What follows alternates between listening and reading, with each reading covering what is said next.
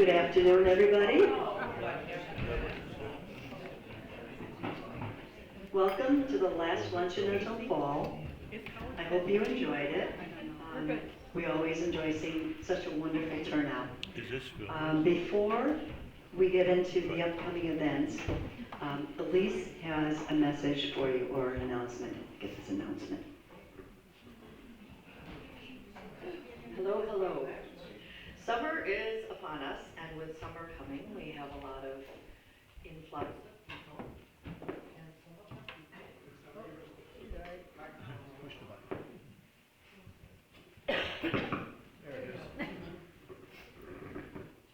Some of our people have special needs.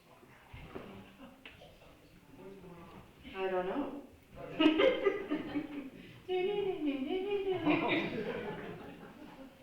Anyway, we have a number of people right now. We are always looking for someone who has the ability to share some of their time, a couple hours a day, maybe 1 day a week, maybe 2 days a week. There's absolutely no limit or no constraint as to how much time you could put in, but we're looking for people who are compassionate, who wouldn't mind spending a couple hours with someone in need, so that a spouse can go and run errands, go to a luncheon, maybe go to a TPAC event where that other spouse is not able to go. So we're looking just for some compassionate people, someone who might be able to sit with someone in need, someone who might be able to read out loud to someone, someone who might be able to fill a medication box with a week's worth of medication, someone who wouldn't mind finding out what the medical appointment needs are and making phone calls to set those appointments for the person, and then also set up, say, the community van to get that person to their appointments. There's a group called Advocates in Home Care out of Sturgeon Bay, and you would get paid for this. This is something that they pay in 2 lower blocks. You would be covered by their liability insurance, should something happen. They would do a background check on you ahead of time just to make sure that you're okay to be with the client that they place you with. But it's a great opportunity when you have a spare couple hours to give that you might have otherwise, it's something we would always do for our own family members, but it's also something you could do for someone in your community. And get paid for it. It's not a volunteer position, it is a paid position. You'd be paid hourly, and we have opportunities. We have people in need in our community. So if anyone is interested in looking into it, I have some paperwork and flyers, that type of thing, and you can give Mary Ann Snyder down at Advocates for Home Care a call and just see what else we have needs for, and if you have a good fit. So keep that in mind, share that with other people that you know, share that with people whom you think could use a caregiver or a spouse of that person. We want to be able to help out the people in our community and give spouse time to have a respite break, care time for themselves. So we're here, we've got it. Thank you. Turn it back on. Okay, all right. Upcoming events. On Friday, June 5th, is the last day of school for our students, and it's the day that we hold the picnic, the community picnic at the Red Barn. And it runs from 12 to 1:30, and it's free. And if you'd like to bring a dish to pass or not, please come. It's really an experience to see the kids, and it's the whole school, but it's especially for the graduating seniors. Then on the following Friday, June 12th, we have our open house, which runs from 11 until 1. And this is when our partners from the county and our partners here on the island come and inform you of what services that they provide. We are having Dortran, ADRC, Unity, Alzheimer's Association, Door County Life Assist, Hopkins Hearing, Senior Life Solutions, Rescue Dog, the Library, Door County Medical Center, Money Management, Options for Independent Living, Office of the Blind and Visually Impaired, White Chip and Food Pantry, Advocates for Home Care, the Rec Center, Public Health, the list goes on.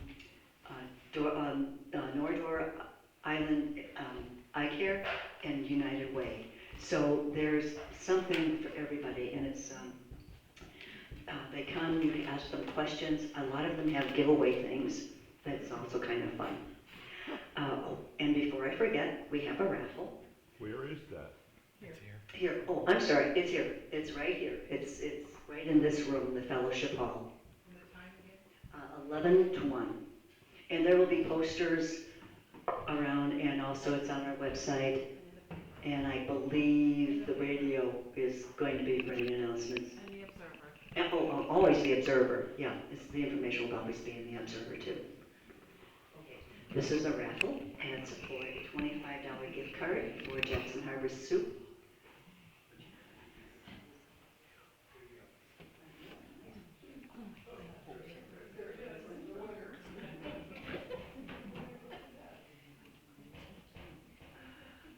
Donna Russell. Remind you, the card's in the office, so remind you before you leave. Also up front, we have some ticket kits, and we have some emergency preparedness kits from Door County, from Public Health. These are free. There are also some handouts here that are free. So when as you're leaving, pick up something. Okay. Thank you for supporting White Chip. White Chip supports you in return. That's why we're here. Thank you.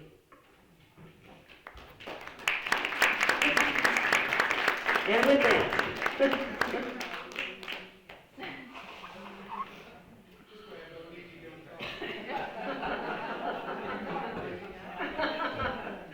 I don't know how many of you know this, but Bunny has submitted her retirement resignation to White Chip next month. So we wanted to use this opportunity to say thank you, Bunny, for everything. I asked some of my colleagues for adjectives that describe Bunny, and here's what they said. And this is inclusive of everything we could say, but Terry needs to talk, so we'll let him.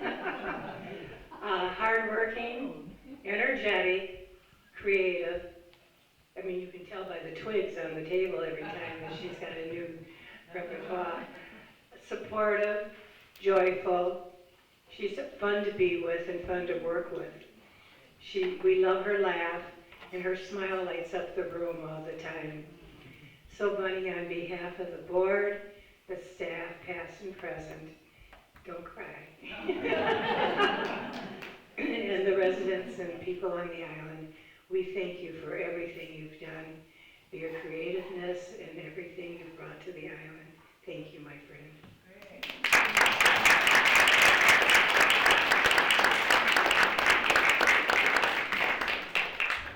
thank you. It has been a privilege and a pleasure to do this job. It's just been amazing. I have so much faith, and the opportunities here with White Chip and what's available to you as members of the community, it's just incredible. Please take advantage of it. And I will miss this. I will miss the smiling faces and all of it. But thank you. Okay, so that this young man can on with. Okay, so you all know Terry Foster. Okay, he is everything you always needed or wanted to know about ticks. He's going to tick you off.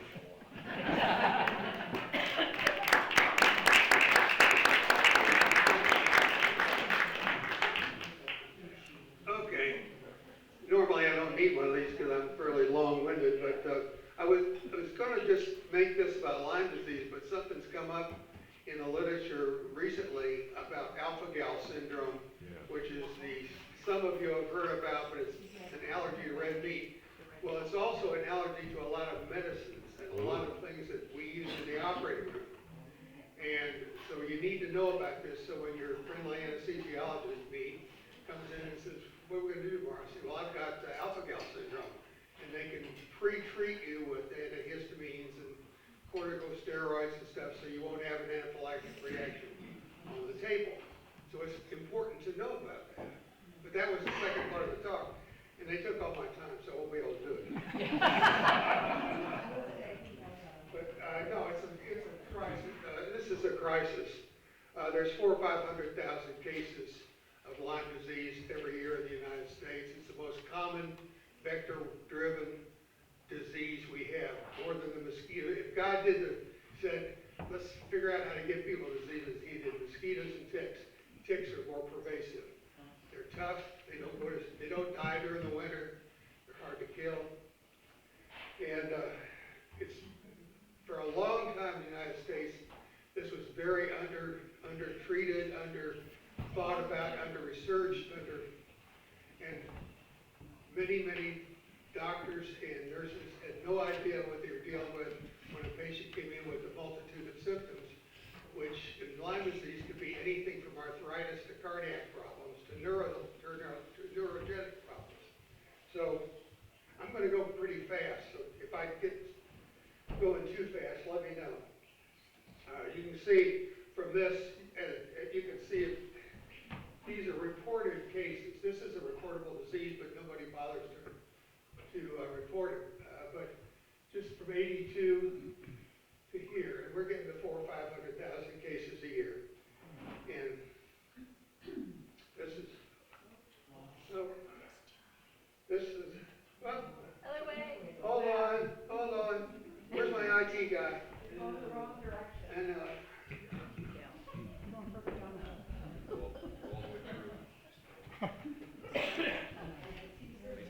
And I think I got it there. Okay. Now, this is 1996, the first, I can't do this. 1996, the reported cases of the dark things. You can see mostly in Minnesota. I guess that's because the Somalis must have brought it or something. But in 2013, you can see the spread of this. In the New England states, the kids all end up with Lyme disease. We got Terry, put your microphone up by your mouth. No, it's on. No? Yep. Okay. There you go. Okay. Anyway, you can see the change in severity. Next slide. And this shows that it's in all the states now. Anywhere there's ticks, you're going to see Lyme disease and also alpha-gal syndrome. And this is not good because we're not treating it properly, even now in many places. Okay, next slide. This is the enemy. That's the black-legged tick, Ixodes scapularis. Next slide. This is his friend, the Lone Star tick, who's the primary carrier of alpha-gal syndrome problems. Next slide. Anyway, there's 800 species of ticks. They all carry something. Most of them carry more than one disease. The black-legged tick carries 7 or 8 diseases. But we're lucky because you can attack those with one drug. You can see also that at 45 degrees they start coming out, so they're now out.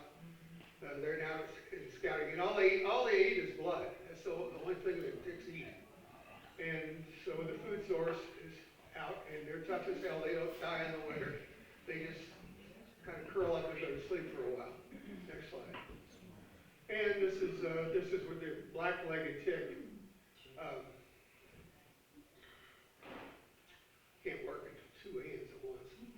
Black-legged tick is all over the place, but it's even more now. It's all on the West Coast. And this is the highest level up here where we are. And here we are there. Next slide. Terry, does that mean the population is more, is greater than those red areas? The population of ticks, I mean? Yeah.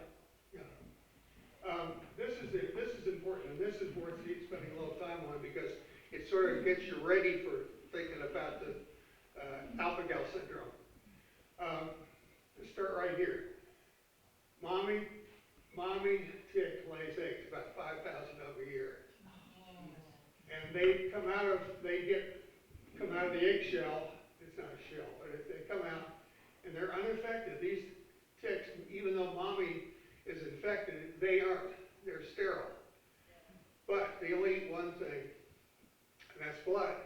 Now, the secret to the whole thing, but thinking about the life cycle, is that these unaffected larvae just spread out all over the place, and they go into the nests of white-footed mice. Now, you may not think about white-footed mice, but we have 3 to 4 million of them on this island. They have 2 litters a year. You can't get rid of them. They're always going to be here. You never see them, but they're here. And anyway, they get their blood meal, and the mouse is the evolutionary carrier of the disease. That's where it all starts. We call them deer ticks, but that's another story. The real secret is the white-footed mouse. Now, once they've had that first meal, they're infected, and they go into a slightly larger phase, which is a nymphal phase. That's the one that gets us. That's the one that you can't feel it. It's small, it scurries around and goes in deep, dark places that nobody ever looks. And you get Lyme disease. You know, about 40% of all the ticks, all the mice are infected with Lyme disease. And it probably is going up. I have a feeling where 60% of the mice now are infected because there is more and more Lyme disease, and it's going north and east. Anyway, so you got Lyme disease. Now, where the deer come in is kind of interesting. The deer come in because the infected adults mate, and they have to go someplace. Well, deer are the perfect transmission systems for ticks. They have nothing to do with the life cycle, because any warm-blooded animal could spread these things around. But deer run around a lot. And so they get in the deer, and they get in the ears and in the rectal area, where the closest they can get to a blood supply is where ticks go. That's why they go in people. You can't find them sometimes. And they mate, and they go up here, and they fall off the deer when they're pregnant. And here we go, right back to the start. Now, does everybody understand that life cycle, or am I going too fast? The secret is the white-footed mouse. It's not the deer. Okay, next slide. Question, Yes. do the mice get sick from No. tick bites? They don't. They've evolved over thousands of years during this. The earliest we know of was the guy that was found in the German Alps, frozen for 6,000 years. What's his name? Ed? Yeah. Etsy. Etsy had Lyme disease. Oh, They've done all sorts of great studies have come out. Yeah. This is Mama, and those are lovely eggs that she puts out. Next slide, please. This is where they go into the white-footed mouse. And you can see they go in the ear and around the rear end, and all they are is just getting a meal. And then they'll drop off and scurry around and find other people to get a meal from. Doesn't look very happy, does it? But they don't care. Next slide, please. This is the adult mating pairs on a deer, and they mate and they get pregnant and they fall off and she has babies. Question. Yeah. So the cats will get the mice, the cats will get the ticks? That's why we have foxes and cats and possums and anything else that eats mice. But then the cat will get the ticks too? Well, sure. Sure. And dogs, but remember the vets have got a vaccine. Yeah. And there's all sorts of stuff that you can use on dogs and cats that will stop them from getting it. Next slide, please.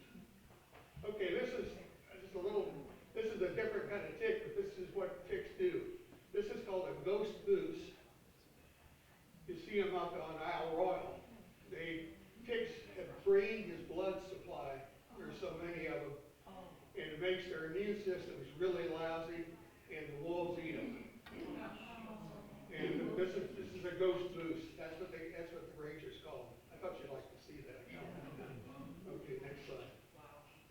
Now this is a good example. Here's a dime. And here's a larva. That's the one that right after they're born. This is the next size up. This is the nymph. This is the one that gets us.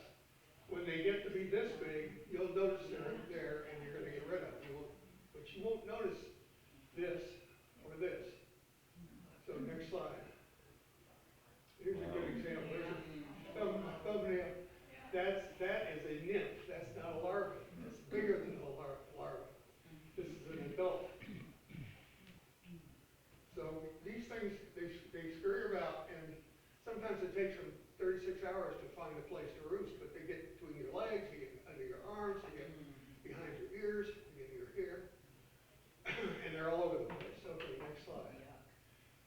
Electron microscopy of the stinger of a tick. This is saliva that's coming down, and he's going to suck up blood. In the saliva is an anticoagulant, so the blood won't clot. He can suck as much as he wants to. And also a bunch of diseases, one of which is Lyme disease, and ehrlichiosis, and babiosis, and it just goes on and on. Anyway, all ticks carry some disease. Next slide. This is a good example of the bacteria that causes Lyme disease, Borrelia burgdorferi. This is an ancient bacteria. It's been around forever. It's a spirochete. The only other spirochete I know of that we can see, and I've looked at in a microscope, is the syphilis bacteria. And they look exactly the same. I can't tell the difference.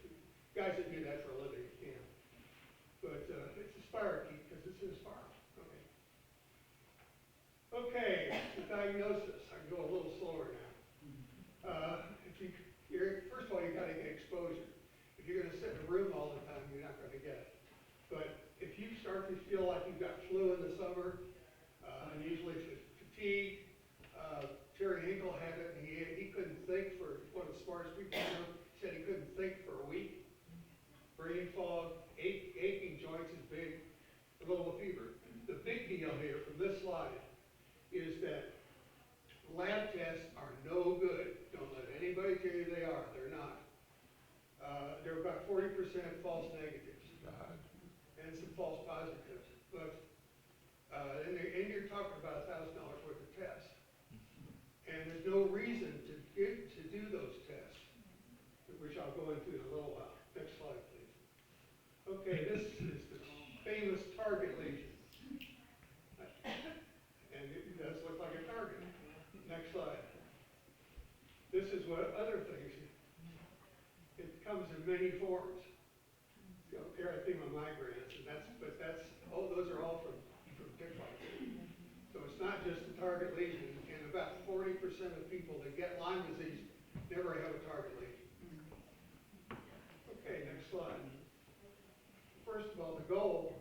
Why we worry about this? Because you get over Lyme disease probably in the early stages. But we don't want you to get chronic Lyme disease. And that is something, because if you don't get the early stages and it becomes chronic, there's absolutely no therapy. It can be many things. It could be cardiac, it could be arthritic, it could be neurogenic, it could be, any of your systems can be involved in Lyme disease in a chronic form. And there's about 2 million people in the United States with chronic Lyme disease right now. That's the latest I can get from the CDC. And as I said in the earlier slide, the clinical diagnosis is important. That's why your doctor needs to think about this. You see somebody coming in that's got flu in the middle of the summer, so they like hell, they can't think straight. Probably ought to treat them. And clinical diagnosis, you don't wait for lab tests. You don't worry about lab tests. You put them on doxycycline, which is a tetracycline derivative, 100 milligrams twice a day for 3 or 4 weeks. That's the latest I get from the CDC. Much less than that, you have a tendency to get resistance of the bacteria. So you need to be treated for twice a day for 3 or 4 weeks. And they might give you a little diarrhea, but it won't bother you much. Is that the protocol being followed by our clinic? No, I don't know now, but it wasn't. Um, it's the one that the CDC says to use, and the one that anybody that treats Lyme disease, a lot of it, especially up in the northeastern United States where it's all over the place, that's what they use. So I think it's probably a good bet. We better be doing this. Next slide. So chronic Lyme disease is very hard to treat. You've got to be very aggressive and treat it early.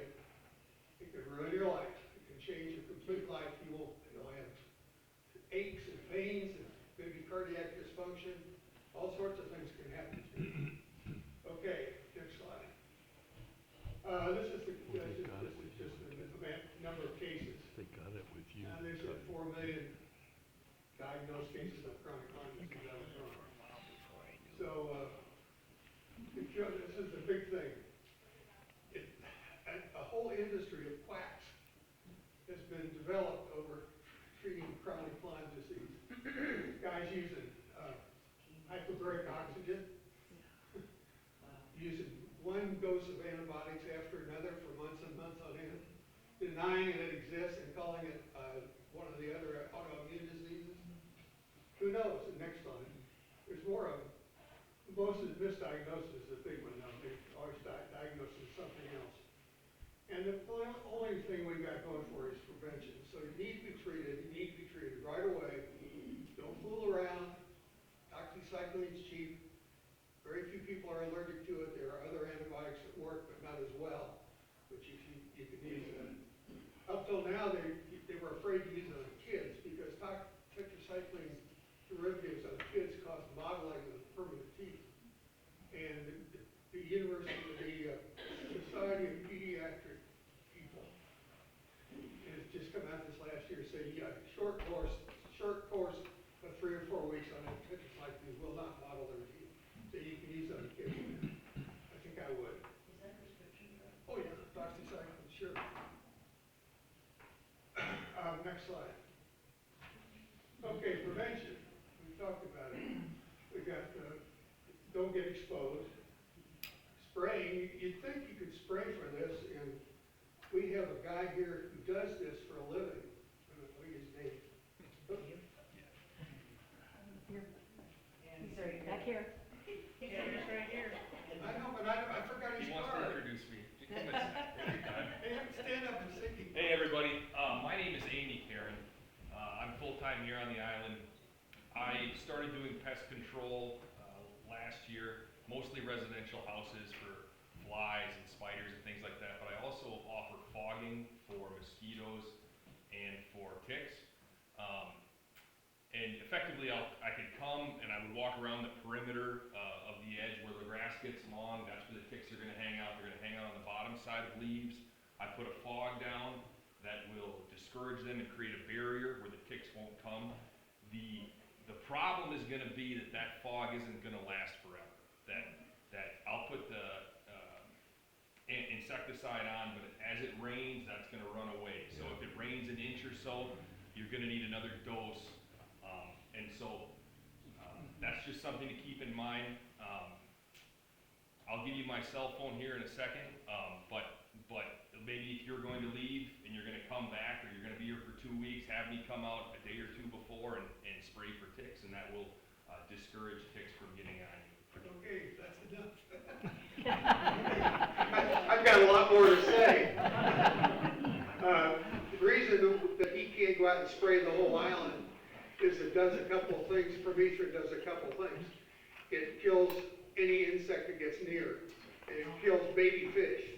And we're one of the places in the world that has more smallmouth bass babies than any place else in the Midwest. It would kill the runoff from the island would kill the entire baby fish thing. The secret is, I've found on this island, is to treat shoes and clothing with permethrin. Permethrin is, you can go to the next one. Well, hell, I guess I'm not old. Go back. That's okay. Permethrin is synthetic chrysanthemum juice. Chinese used chrysanthemums thousands of years ago around their gardens to keep insecticides away from their crops. And they've synthesized it, and the Army uses it, and we use it. It's cheap, you get it from Amazon. You spray your clothes and it'll last, they say 6 washings, don't believe them. Give it 3 or 4 washings, and you'll still get it. Now, Ed Graff goes one step farther. He goes to LL Bean and a few places in the country that sell permeated clothing, and it's in the fiber itself, so they last, how many, 72 washings. yeah. Wow. So you can do that too, but you gotta have special clothing. The cheap way to do it, the way I do it, is to spray my clothes, anything I use outdoors, and especially my shoes, with permethrin. And I do the shoes about once a week, but the rest of the clothes I do probably once or twice a season. And it's neurotoxic and also it repels ticks. So it's a great combination, yes. I always see recommendations about pants and shoes. How about the rest of your clothes, like what you have on now? Do they release? Everything I got that goes outside that I'm working, like I'm working in the woods or anything, it gets sprayed. So the ticks could be up in the bushes Oh, yeah. as well as on the Yeah. ground. Yeah, they fall out of trees too. I've seen them do that. The permethrin does not stain your clothes. It doesn't smell. And you can't tell you've got it on there. It's just the only person it bothers is the ticks, and it doesn't hurt the baby fish. So that's kind of a good thing.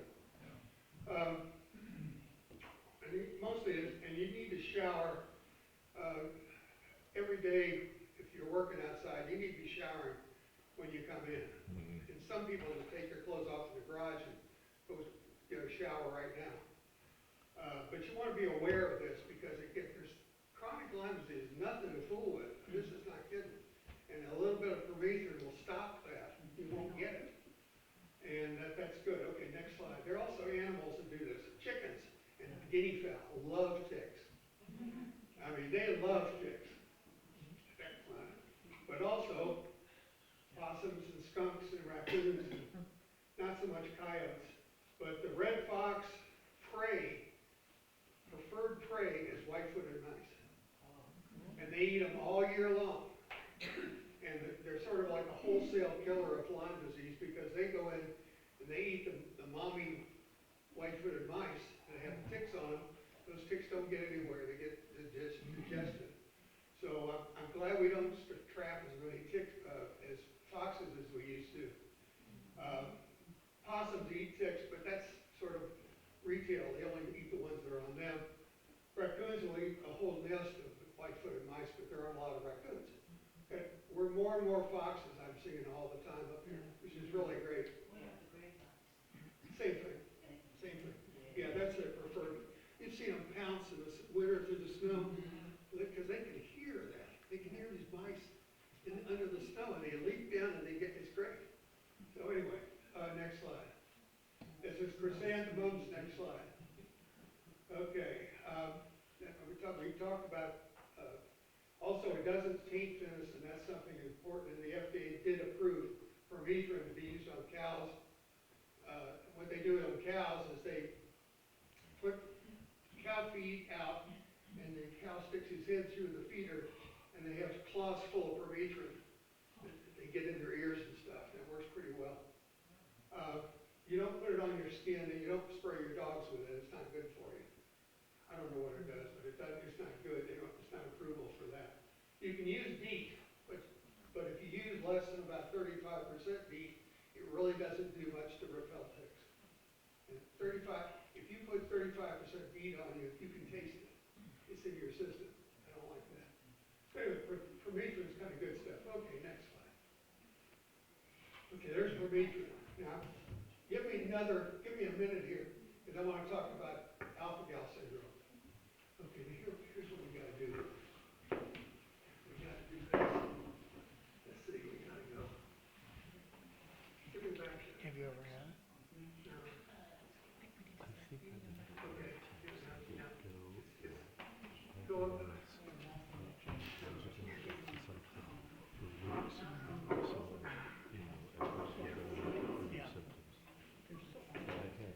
Okay, go back.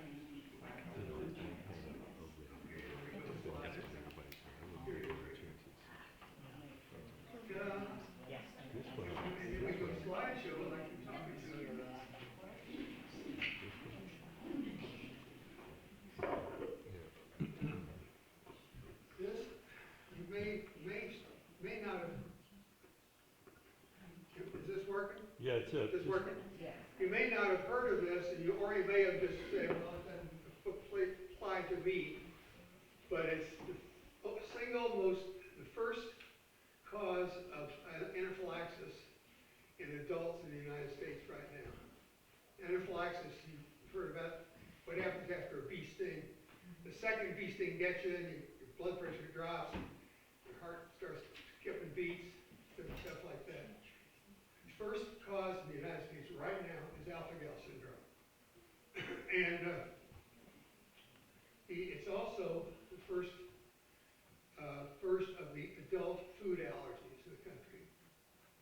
The people who get alpha-gal syndrome can't eat red meat. And I'll explain this in a minute. Okay, next slide. This is our culprit, the Lone Star tick. He also carries Lyme disease. Okay. Yeah. Okay. Okay, next slide. Okay, here's the triggers. Once you get bitten by a tick that has alpha-gal, and I would say this, is galactose. Galactose is a sugar molecule that we don't have in our bodies, but anything we eat that's a mammal, it does. Cows, sheep, whatever you eat, frogs, whatever. Oh, deer, yeah. Any mammal that's been bitten by a tick and they also have the galactose in their system. We don't have that. So when the tick bites you, it's like it's like the first bee sting. It sensitizes you. You may not have it. You may go on for months and months and months and be fine. Then all of a sudden, you eat a raw piece of meat, or you go and have surgery, and they use heparin, which has got mammalian parts in it, something like that. And all of a sudden, you have an anaphylactic reaction. And I've had anaphylactic reactions in the operating room. I can handle them, but they're not fun. So if I knew it beforehand, I would be able to treat the patient with steroids and things like that and be okay. So do the next. Yeah. So anyway, you got the Lone Star tick bite. Your sensitization may take weeks to months. If you eat anything mammalian derived, or if they use that in you in any surgical thing, or if you take a lot of gels that they use in drugs have mammalian things in them. And the one that really got me is that they had one case of a porcine mitral valve replacement. In other words, where they take the big valve and they take all the pig out of it and you use it, and they're really great because you don't have to use anticoagulants.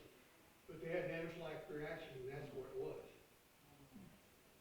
Well, that's not fun. So most people don't get that. Most people get maybe hives, abdominal pain, low diarrhea, nausea and stuff. And there's no cure for this, but they're really working.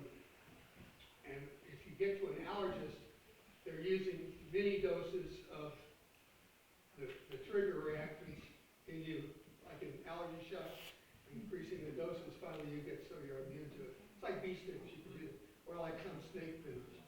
Little doses, and you get immune after a while. That's all I'm going to talk about. Next slide. I'll stay here as long as y'all want to. I went too fast, but I didn't bore you too badly. Well, with Lone Star, how prevalent is that in this area? Very rare, but not rare anymore. And is it the same thing that you showed a slide of the adult tick with a nice big white dot on it? Is that true for the nymphs too? Yeah. It's the same principle. That's why it's important for you all to know the principle of the life cycle before to understand the alpha-gal. Everybody understands it now. The big thing that got me though, and I didn't realize until just recently, was all the stuff we use in medicine that has mammalian content. And it's okay, I can handle that, but I need to know about it ahead of time. So I'll stay here as long as y'all want to answer any questions. Yeah.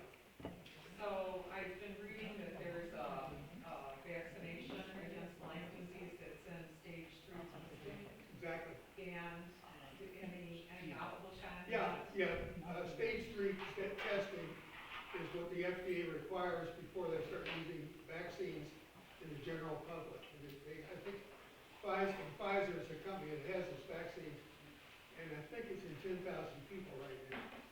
The first stage is you want to make sure it doesn't kill anybody. You get up, second stage, does it really work? Sometimes these things don't work. Third stage is you try it on a whole bunch of people, then you get it out to the general public, and it'll probably be okay.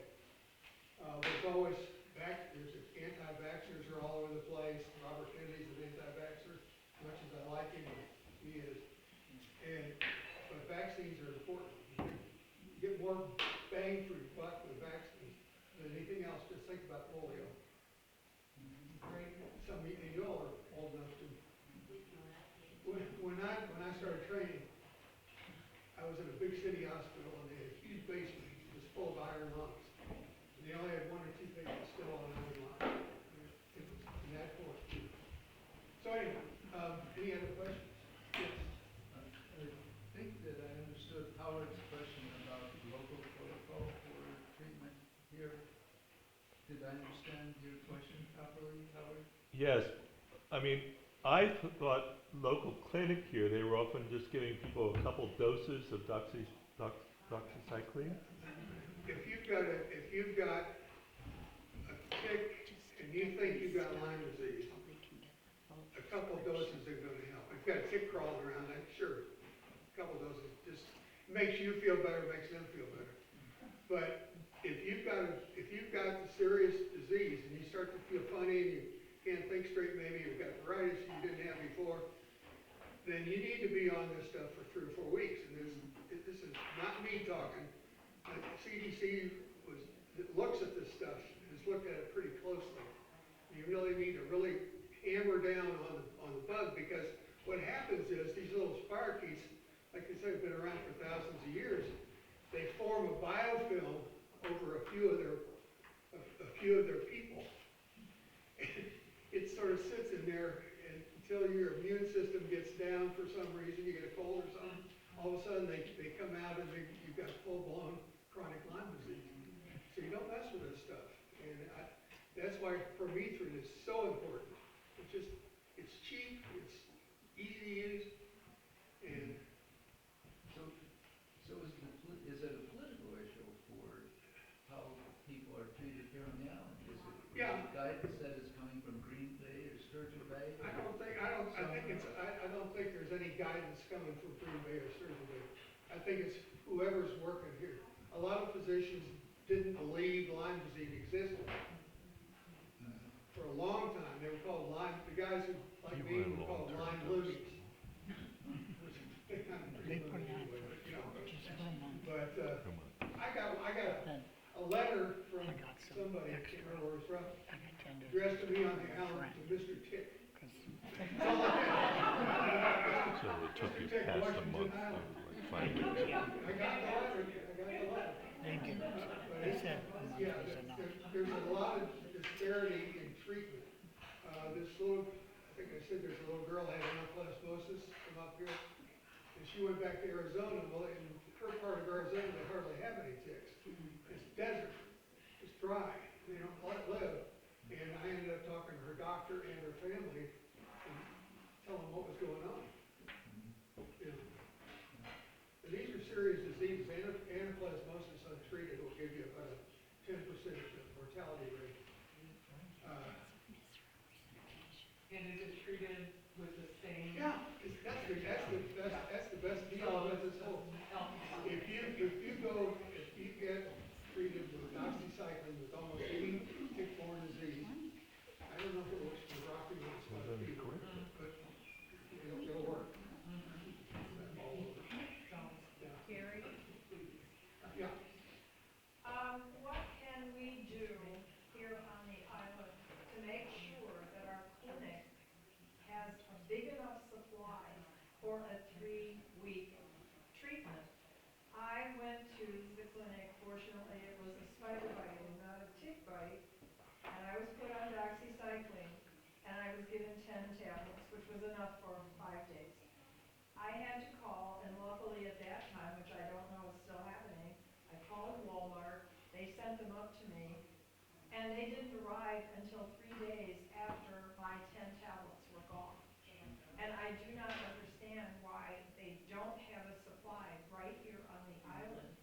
treat anybody immediately with the number of tablets that they Well, need. there was I know I don't work for or with the clinic, but I'm on all the committees. At one point, they were gonna have like a vending machine. If you had a prescription for something, they had a full dosage in a vending machine in the waiting room. And for some reason, legal or something, the Dwight County Medical Society, Dwight County Medical Clinic decided not to do that. But I don't know about them holding drugs. I mean, I don't know. I was gonna say, I think they are not in the business of being a pharmacy. Yeah. There's other things I've gotten, they've given me 3 to 5 days until my prescription can get filled fully Yeah, I from think my source. that's the best way to phrase this. They're not a pharmacy. And Now, my question what I use, let me tell you something, let me put a plug in for Amazon. I use Amazon Pharmacy. It is first class and it's 2-day delivery when you put a rush on it. Yeah, it's just that, you would think something that's so prevalent here on the island, that they would keep But- in their supply but- at the clinic. But they're not a pharmacy. Well, no, they're not a pharmacy, but this is not exactly Yeah, it's a kind of a pharmacy. pharmacy problem. It's the system, huh? I know, the system. They're considered a rural It clinic. should, a that's rural right. clinic. And, you know, if you could get them to call Amazon, they can have it here in 2 days. Yeah, Hometown does it too, yeah. We were originally gonna have Hometown have a mail order system for the island. But, Hometown's owned by a lawyer, I believe. And there's some problem with transferring drugs from person to person to get them on the book to come to the island.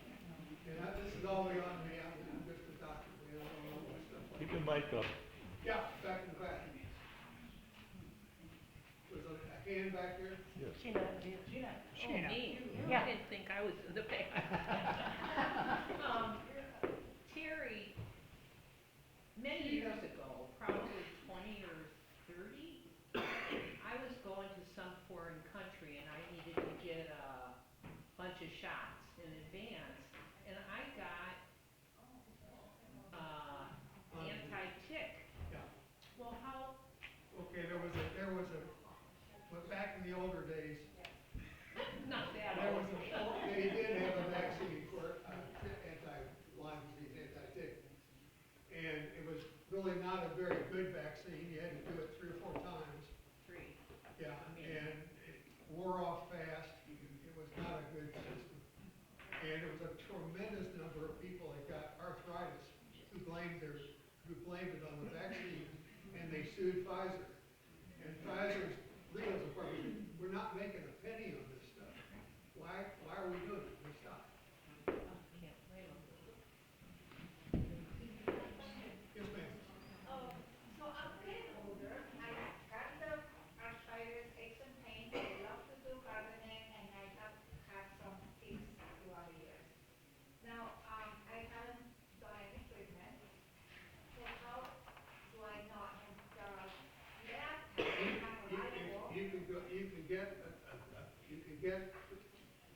You can get lab work for chronic Lyme disease, which will show if you have it or not.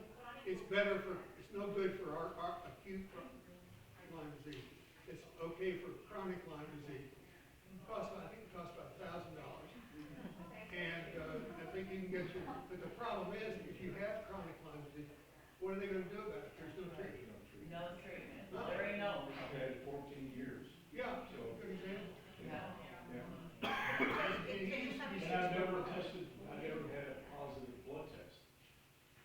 You know, it was every, always been negative. Yeah. And basically mine was diagnosed clinically just by the questions and the symptoms of everything you had. But it's not a good thing, I'll tell you. The arthritis part of it is horrible. We've had several people on the island, didn't want to point you out, but we've had several people on the Yeah. island who have chronic arthritis really bad. And at the beginning, the CDC said chronic Lyme disease didn't exist. Exactly. Yeah, they denied it existed. No, it's. Point I there's was no trying such to thing. make, that's great. Yeah, there's no such thing. Yeah. Well, they were called Lyme, I was called Lyme monkey for a long time. I wrote 3 or 4 articles for the paper about, maybe 10 years ago. Reprinted some of them. And there's not a lot that's been done, but because the process to get a new vaccine on the market takes so long, costs so much. You know, it's talking about over $1 billion, easily, to get this to the stage 3 testing. And we got one coming now. Now, there is one for dogs, which seems to work pretty well for dogs. And I mean, not that I would ever tell anybody to do this, but there's guys that work in the woods all the time that will get the dog vaccine from their vet. And you're playing with fire when you use another animal's drug, but you do. But I would never recommend it. Don't do it. Hand back here. What's the difference between anaplasmosis and Lyme disease? Anaplasmosis is more of a blood immune system disease. It's worse than Lyme disease. Is it from a tick, a deer tick though, or any tick, or? No, deer tick, what? Is it from a tick or? No, it's the same. Remember, the point I was trying to make. These things, the ticks carry 5 or 6, 7 diseases. Okay. And anaplasmosis is one of them. The other name for that is chronic granulocytic ehrlichiosis. But it's a serious disease. And it will kill you if you don't treat it. It's hard to treat. So, more questions on anything, politics, life, sports.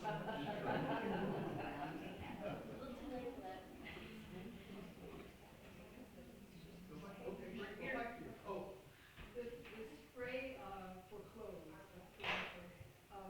says you don't get it on you, don't do this. it says not to be Yeah, used you on said it kids. was neurotoxin for the ticks. Yeah. How about neurotoxin for people, no? Not to look. We're using 0.5% concentrations. The Army uses 3.5% on all their tents and things like that. And Ed brought some. This is 36%. I was afraid to pick it up. Yeah. But it's supposed to be diluted. And I don't think they don't have that at the store here. I don't know why he's been asked. But Amazon, you just get it in 2 or 3 days. It's cheap. So spraying clothes does not harm you. No. You let your clothes, what John Chapman does is he gets all his clothes and puts them on a shelf and sprays them off. And lets them dry, and that's it. You don't spray them when they're on your body. No, it's not for use on kids. You don't spray your cat or dog with it, because they say no. Spray them Will on. it hurt your dog if your dog is laying on you? No, no. Even being with Once it's dry, it's the only thing that bothers is ticks and honeybees, things like that. okay, so you don't have to worry about that at all. Oh, yeah. That's why you don't spray it all a lot now. With the fog that he's talking about is really a good idea, because you can get a perimeter in around your house. If you had a fog and you had free-range chickens or guinea fowl, you would have no ticks. But that's kind of a good way to do it. You could put the fog around the perimeter of a small area. Yeah.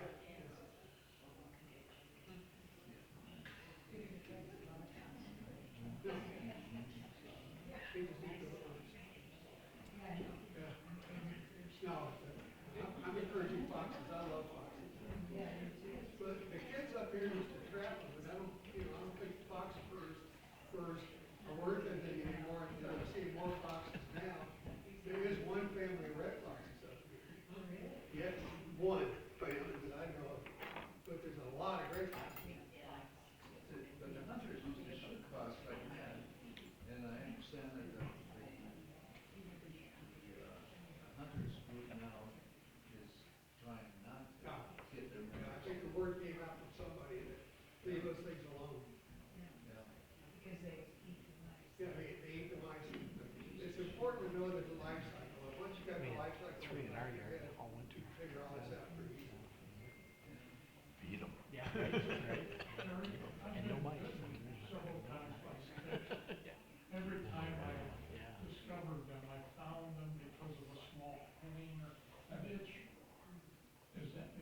I've just been lucky to a tick bite you without you knowing it. There's about, remember when I said about 40% of the 40 to 60% of the mice are infected.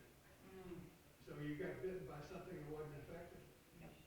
But that wasn't your question. Your question was, can you get bitten by a tick without knowing it? Oh, sure. Oh, yeah. You wouldn't feel it. The nipple form is so small, and they have in their saliva, along with the bad stuff, they have an anesthetic agent. So they can. More serious. Yeah.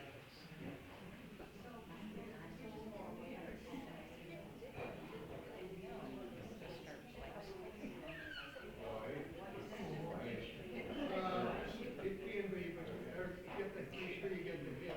If you get the head out, it still pulsates. Which snakes do too. I got the head off a copperhead once. He tried to bite me 4 or 5 times after the head was gone.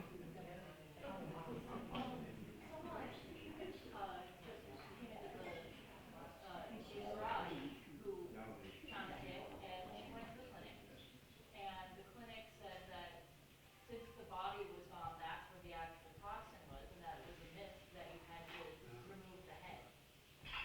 So that's. You gotta trust me on this. Yeah, I'm just saying I've that's been the looking at this a information long they've time. been giving out of the Yeah, clinic. most of it is in the head. It's in the body too, of course, but in the saliva, and the saliva is generated by a gland, right? Yes, ma'am. One last thing, I was in the clinic and saw a sign on the wall about ticks and was reading it, and it said washcloth. When you take a shower, make sure you use a washcloth vigorously. Yeah. Because then the tick goes into the notice, might be gone. With the washcloth, they're so small, you'll get them off. You may not see them, they go down the drain. I mean, we're feeling rather Jim helpless. Jessel's a good example. He's been in the woods all his life, and he's in a garden before he got sick. He's in a garden all the time, in high grass and things like that, and he takes a shower religiously as soon as he stops that. He never gets it. With vigorous rubbing with anything. The problem with infection is it works on kids because you can look all sorts of funny places. But, you know, you can't do that on people. I tried that with Judy, but she wouldn't let me. I didn't try with Judy. Not this Judy, that Judy. I didn't hear that. It's okay, Judy.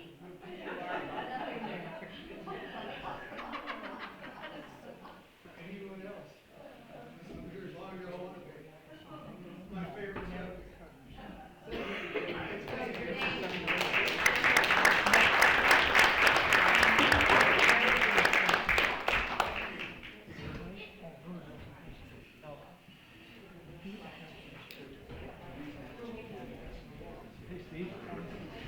Thank you very much. Thank you for coming. I'm sure that everybody learned a lot today. And remember our upcoming events, and we'll have more fun. Thank you. Stay tick-free.